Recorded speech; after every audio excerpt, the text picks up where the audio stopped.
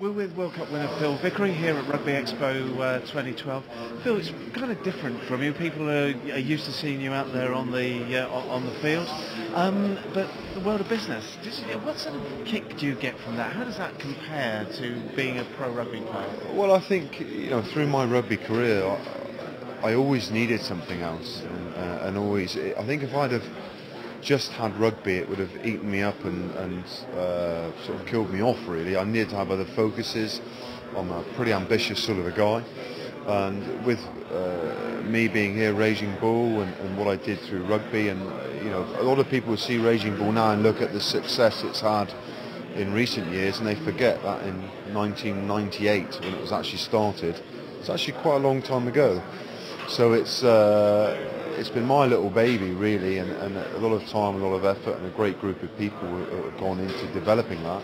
But just being here at the Rugby Expo and being part of, it's just sort of celebrating rugby, being part of the rugby family.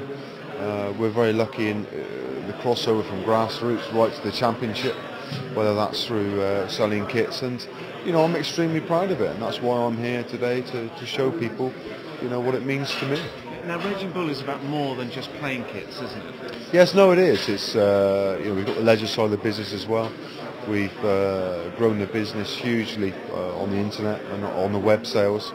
Our biggest partner outside of the 88 independent retailers through the country is with House of Fraser, and by the end of February it'll be 17 House of Frasers scattered across the country. So things are moving really quickly.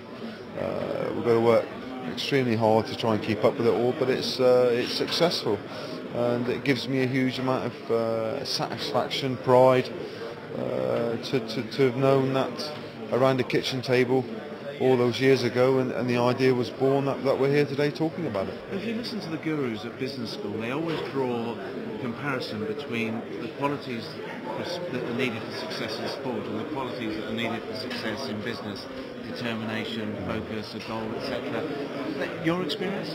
I think there are lots of crossovers. I've always been single-minded. I think it's probably the farming background and growing up on the family farm down in Cornwall, in North Cornwall. And business, when you start out, you start a brand and a name on your own from nothing. Believe me, it's very, very tough. And yes, sport, as much as rugby, rugby is the greatest team sport that you can have. But also within that team, you've got to have guys who are very single-minded, very determined. My wife would say stubborn, and I think I tick all those boxes. And with the business, we've grown slowly. We've not had huge amounts of money to chuck at it and to sort of say, here we are.